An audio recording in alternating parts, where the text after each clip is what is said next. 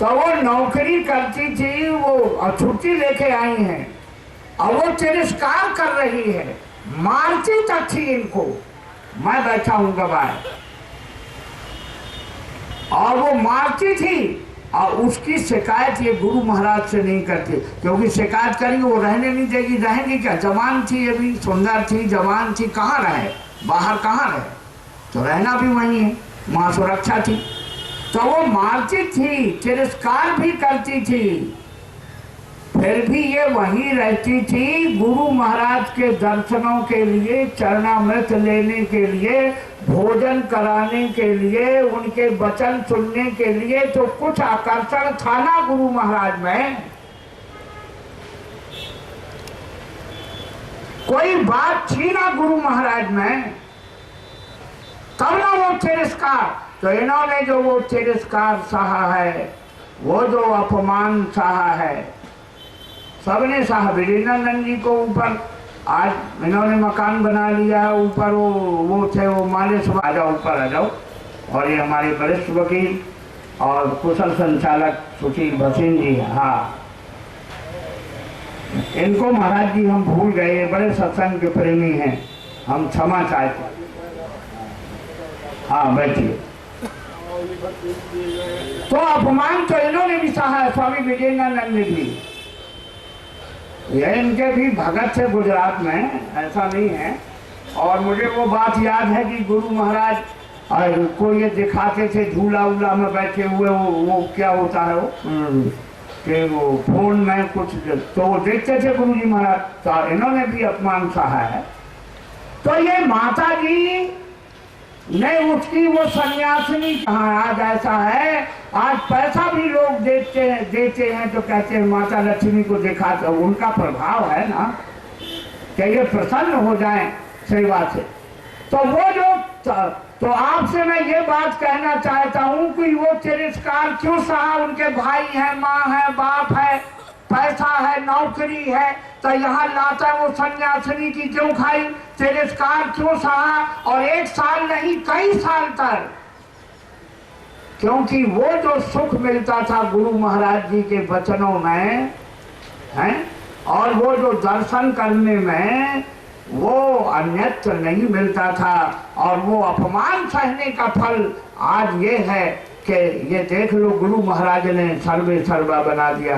ये जो मैं तो वो घटनाएं बताता हूँ जो देखा है। ये मधु बहन बन, ये सुंदर जोड़ी मानी जाती थी, रचना और मधु की। जो लोग आते थे, दोनों सुंदर थी, जवान थी, पर महाराज, गुरु महाराज वहाँ बैठते थे बिल्लोकेश्वर में, और इनकी दुकानें सब थी। ये पागलों जैसे दौड़ती जाती, वो बैठी, पूछ लो, ये पागलों जैसे, तो उनका सुंदर पति यहाँ है, मकान है, सास है, ससुर है, बिजनेस है, और ये जवानी में पागलों जैसे दौड़ती जाती थी टाट वाले बाबा के पास। और टाट वाले बाबा एक रंगोटी लगाए बैठे हैं, क्या आकर्षण था उनमें? तो उनमें ऐसे भजन का, सतोगुण का ऐसा आकर्षण था, ज्ञान की रश्मियां उनसे निकलती थी। मैं आपको बताऊं, सबसे ज्यादा गुस्सेबाज मैं रहा हूँ अभी भी गुरु जी के समाने में। एक बार पंडित रामचंद्र का, आज मुझे थोड़ा बोले नहीं, 3-4 दिन मंडलेश्वरों को बुलाते हैं, तो हमने बोले नहीं। तो मैं संस्मरण नहीं सुनाता हूँ, कथा नहीं सुनाता। एक बार क्या हुआ, पंडित रामकिंकर उपाध्याय को गुरु महाराज जी के चरणों में प्रणाम किया करते थे, तो हमने यहाँ प्रवचन कराया पंजवानी जी के घर के बाहर। मेरा और पंजवानी जी का नाम था। तो हम वहाँ से आए, गुरु जी ने कहा क्या क्या सुनाया? तो बोले कि, मैंने कहा गुरु जी उन्होंने सुनाया कि प्रभु मूर्त कृपामयी है। तो एक दिन मैं पहले लड़ा था वो महात्मा से, बड़ी जोर से, लंबा लंबा एक साधु आता था यहाँ से भोलागिरी से, तो मैं बड़ी लड़ाई किया था। तो गुरुजी तो बोले नहीं 5-6 दिन, फिर कहने लगे हाँ प्रभु मूरत कृपामयी है और पंडित की मूरत क्रोधमयी है। गुरुजी ने कहा, ऐसे वो उपदेश किया करते थे। कौन? तो इसी कड़ी में बहुत संस्मरण है, ये चीजें सुनाओ आप। क्या? मेरे सत्य गुरु, बजाया चमीटा, मारा ढोलक, और बस उसी में सारा समय चला गया। गुरु जी का कुछ बोलते नहीं हो। अरे आप लोग भी तो सुने हो गुरु जी को, देखो बोलो ना कुछ बात, दो शब्द बोलो ना, काहे नहीं बोलते हो? हैं? कुछ बात मिली है गुरु जी? शास्त्र में नहीं है। शिष्या कहें तो आपकी सोच, अगर आप शिष्या कहें तो आप और ज्यादा शोभनीय और श्रोतव्य दिखेंगे। खैर जैसा भी हो। ओम। जिसने तन मन और धन दे दिया हो, इससे बड़ी श्रद्धांजलि और क्या हो सकती है? हाँ, और ध्यान रहे, हमारे जीवन को तो गुरु का एक वाक्य निर्देशित करता है कि झूठ के लिए जीने से सत्य के लिए मर जाना अच्छा है। गुरु के दो वाक्य जो हृदय से निकलते ही नहीं, क्यों? जैसे मुर्दे सब कुछ सह लेते हैं, वैसे इस घाट पर एक तिनके की मार को भी जिसने सह लिया है, उसको झूठ बोलने की कहाँ संभावना है? क्या कारण है? क्या वजह है? कोई प्रमाण नहीं इस नगरी में, कोई कहने वाला नहीं जिसके आगे ये हाथ गए हो और कुछ दे दिया हो। नहीं, सिर गुरु का ही नहीं, एड़ी से चोटी तक गुरु का। हाँ, हमारे सब पैसे गुरु जी के नाम से हैं। हमारी सब कुटिया यहाँ की या बंबई की, दोनों ही गुरु जी के नाम से हैं। अगर हम और किरण दोनों ही किसी ट्रेन एक्सीडेंट में मर जाते हैं तो समिति को बहुत कुछ मिल जाएगा। ये अब कुछ बात हो, अच्छी बात हो। नहीं, गुरुजी कहते थे, एक बात है, पंडित जी को ही गुरुजी ने कहा था, इन्होंने कुछ प्रश्न पूछा तो पंडित जी से गुरुजी ने कहा तुम तन मन और धन तीनों दे दो। अब पंडित जी केवल मुस्कुरा करके रह गए, क्या दिए ये तो इनको मालूम है, लेकिन ये बात सही है। अभी एक क्षण पहले बता दिया था कि झूठ के लिए जीने से सत्य के लिए मर जाना अच्छा है। संतों, इससे बढ़िया क्या बात है? हम सब मरे हुए हैं। ये सन्यासी, ये सोशली डेड मैन। भारत के हिंदू मैरिज एक्ट में सबकी परिभाषाएं दी गई हैं। सन्यासियों से बात को, कपड़ा सफेद हो लेकिन मैं भी आपका ही भाई हूँ। हाँ, ये सन्यासी, ये सोशली डेड मैन। सन्यासी समाज की दृष्टि से मरा हुआ है। तो लोग तो मरे हुए, और मुर्दे को भय होता है कुछ नहीं, मुर्दे का अपना कुछ होता है नहीं, हाँ उसके मारने वाले का होता है। ठीक है ना? एक सन्यासी को जिसने मुर्दा बना दिया उसको सदगुरुदेव कहते हैं ना? चाहे वह गरीब है, चाहे वह अमीर है, चाहे शिक्षित है या अशिक्षित है, चाहे भूखा है या भरा हुआ है, जो भी घाट पर आया वो अपनी गठरी पर अहंकार की एक, वो अपने सिर पर अहंकार की एक गठरी लेकर के आया। और सच पूछो तो अपनी गठरी भी किसी से छोटी नहीं थी। हम सोचते थे कि हम सब कुछ हैं। ध्यान रहे, यहाँ से अपनी यात्रा प्रारंभ हुई। हम सोचते थे कि हम सब कुछ हैं। व्यवहार भी ऐसा कर दिया करते थे, हालांकि थे नंगे, थे भूखे, पहनने को वस्त्र नहीं थे, खाने को भोजन नहीं था, अब फिर भी अकड़ इतनी थी, अहंकार की गठरी इतनी बड़ी थी। और वह गठरी क्या थी? मैं भी कुछ हूँ, यह कुछ लेकर के टाट वाले बाबा के चरणों में ये सिर रख दिया गया था। It so happened in 62। ये गठरी है तुम्हारे चरणों में। यहाँ से यात्रा शुरू हुई। वो बोले रामायण पढ़ते हो? दीजिए।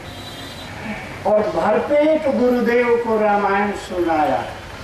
और ये आशीर्वाद भी मिला कि जाओ तुम्हारे राम सिद्ध हैं। लेकिन एक बात है, मंच से नहीं बोलना।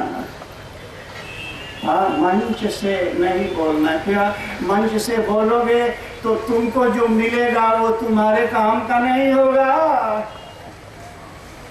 आखिर मंच से बोलने वालों को पैसा ही मिला ना, किसके काम आया पैसा? शरीर के काम तो प्रारब्ध आया ना। खैर, यहाँ से थोड़ा प्रारंभ करें। पहले दिन ही एक पुस्तक गुरुदेव ने दिया, असतो मां सद्गमय तमसो मां ज्योतिर्गमय मृत्योर्मामृतम गमय। तो असतो मां सद्गमय तो अच्छा बुरा जो भी समझ लेते हो, तमसो मां ज्योतिर्गमय भी रात और दिन ऐसा समझ लेते हो, लेकिन मृत्यु और मामृतम गमय ये बात समझने की थी, विचारने की थी। भगवान, ये मृत्यु से अमृत की यात्रा क्या मानव के लिए संभव है? हा? बोले यही तो संभव। देखो एक वाक्य सुनो, गुरुदेव का वचन, यही तो संभव है और बाकी सब असंभव। तुम इस शरीर को प्रारब्ध से एक कण ज्यादा नहीं दे सकते हो। भले पॉकेट में जितना हो, पेट में वही जाएगा जो तुम्हारी किस्मत है। इसलिए छोड़ो, इसलिए शरीर की चिंता छोड़ो। और जिस समय शरीर की चिंता छोड़ देते हो, वहां से तुम्हारा अमृत पथ प्रारंभ होता है। अब शरीर की चिंता छोड़ने के लिए 2-4 मिनट की बात नहीं है। शरीर है क्या? देखो, गुरुदेव की वाणी, हमारे पास हमारा कुछ भी नहीं है। हमने आपसे बता दिया ना कि हमारा एक एक पैसा उस पिता के नाम से है जिसको इसमें टाट वाले बाबा का। इसलिए हमारा कुछ भी नहीं है।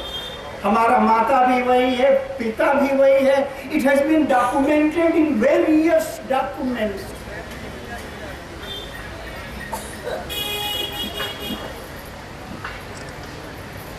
आखिर शरीर की चिंता तुमको कहाँ ले जाते हैं? शरीर के लिए ना तुमने पकड़ा है, ये भाई है, ये बंधु है, ये शत्रु है, ये मित्र है, ये मकान है, ये दुकान, ये संपदा, ये किसके लिए तुमको चाहिए? शरीर के लिए ही चाहिए ना।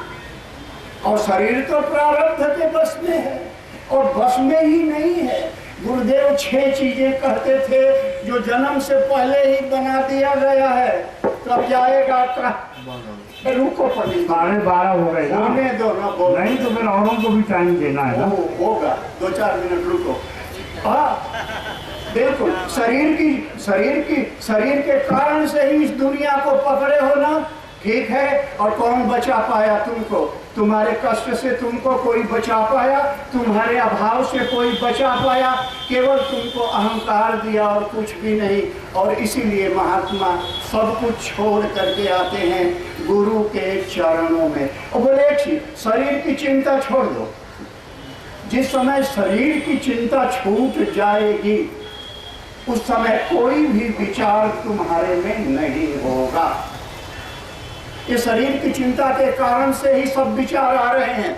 शरीर की चिंता छोड़ दोगे जिस समय, चलो जिस किसी के सहारे छोड़ो, भाई बंधुओं के सहारे, संपदा के सहारे, डॉक्टर के सहारे, मोहल्ले के सहारे, लेकिन ज्ञान तो यह है कि शरीर की चिंता प्रारब्ध के सहारे छोड़ो। पार्वती एक जगह कहती हैं, सुख दुख जो लिखा लीलार हमरे, जाब जह पाऊ वही। Strongest example of faith. इससे अधिक ज्यादा और प्रारब्ध का कोई प्रमाण नहीं हो सकता। जो निश्चिंत हो गया शरीर से, ध्यान रहे, धीरे धीरे और कहाँ अपने आप में लौट आएगा। और एक बात कहूँ, जो लौट आया अपने आप में, उसने